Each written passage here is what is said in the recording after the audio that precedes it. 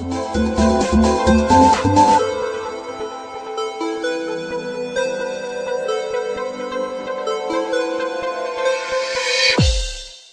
procureur de la République, Youssoufa Diallo, a présenté ce samedi son nouvel ouvrage intitulé « Le procureur de la République, la pratique du parquet ».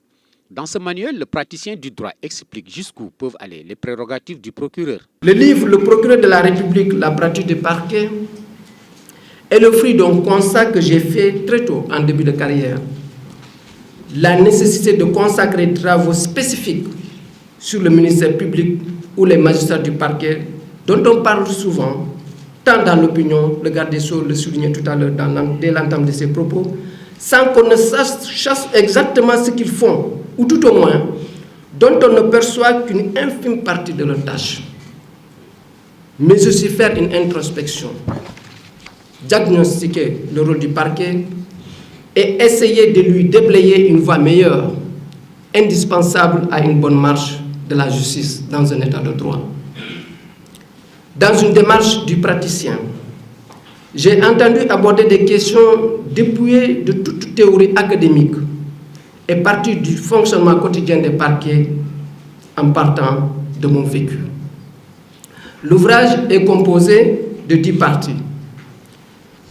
Il y a l'identification et le statut des magistrats du parquet, l'état des lieux des parquets du Sénégal, l'organisation de ces parquets en ouvrant une perspective dans l'optique d'un traitement efficace des procédures, l'environnement socio-professionnel du procureur de la République et du parquet d'instance en général. J'ai mis aussi en exergue les rapports que les magistrats du parquet entretiennent ou peuvent entretenir avec d'autres acteurs au plan local et national au sein des juridictions et dans la cité. Le traitement des procédures pénales qui révèle dans sa réalité la pratique du parquet, les attributions du ministère public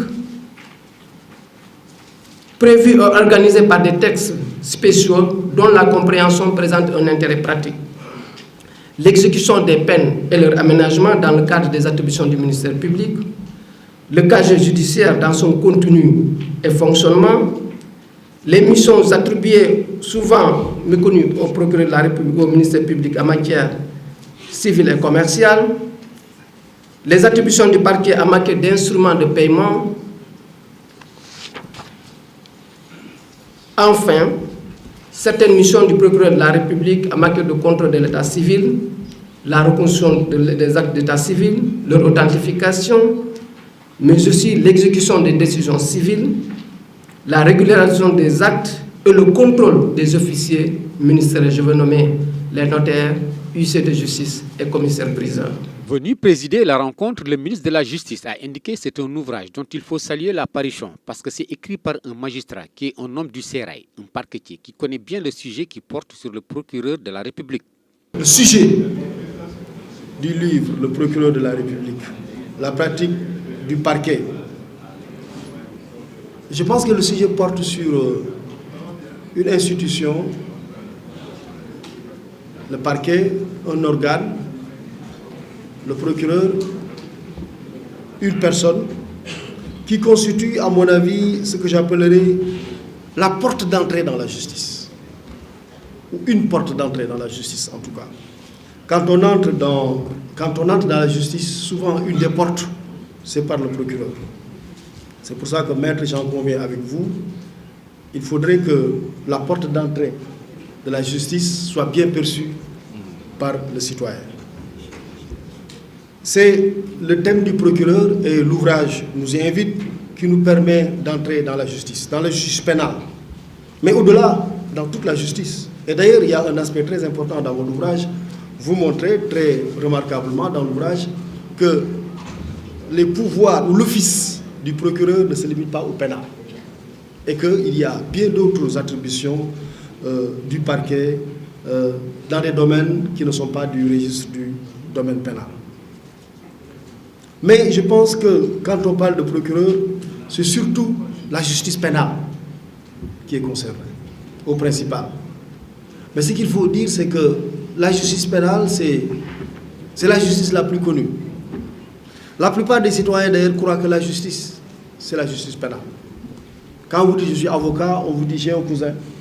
On l'a arrêté parce qu'il fumait du chanvre, qu'est-ce qu'il faut faire? Alors que parfois, c'est peut-être un avocat qui ne fréquente même plus le code de procédure pénale. Parce que voilà, il est dans les affaires et ça. Quand vous dites justice, pour les Sénégalais, la justice, c'est la justice pénale.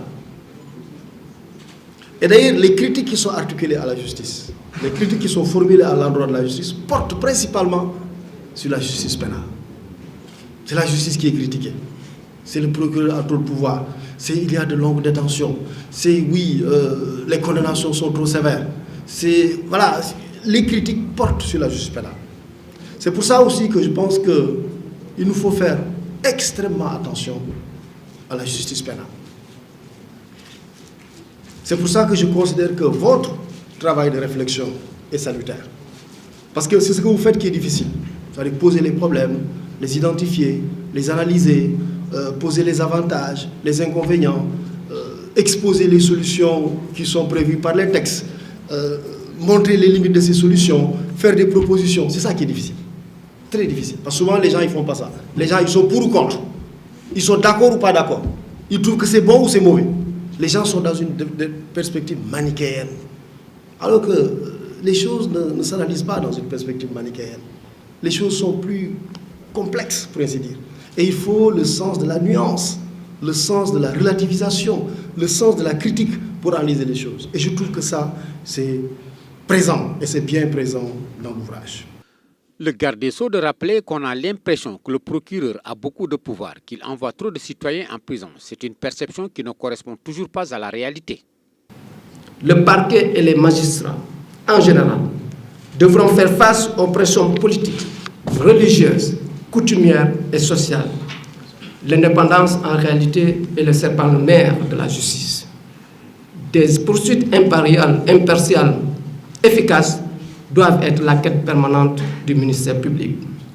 Toutefois, cette indépendance ne saurait faire obstacle à la discipline, la bonne tenue du magistrat et le contrôle de la performance de son service. La garantie statutaire qui s'adosse à une autonomie,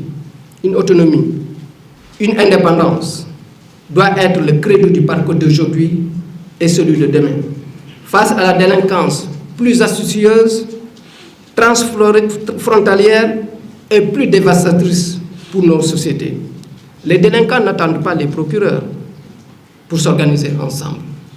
Donc il ne faut pas que les procureurs soient dépassés par les délinquants, qui s'organisent de l'autre côté, qui organisent des pare-feux. Il appartient donc au parquet de se réajuster pour trouver un mécanisme efficace pour lutter contre cette délinquance qui évolue et qui est devenue beaucoup plus astucieuse. Selon le procureur Youssoufa Diallo, l'indépendance du parquet ne doit plus être considérée comme un simple slogan, mais une exigence de l'état de droit. Toutefois, prendre des décisions selon la loi et sa conscience, c'est-à-dire en toute indépendance, se conjugue aussi avec la responsabilité. Chers invités, par l'expression pratique du parquet, j'ai mis en exergue les lois et règlements, les circulaires, la jurisprudence, mais surtout les bons procédés non contralégués pour régler les procédures, avec un seul but, une justice efficace et efficiente. Pour rappel, la cérémonie de dédicace de son livre a eu lieu en présence de plusieurs autres personnalités du secteur de la justice, dont le bâtonnier de l'ordre des avocats, Maître Mbaye, et le procureur général près la cour d'appel de Dakar, M. Lassana Diaby Sibi.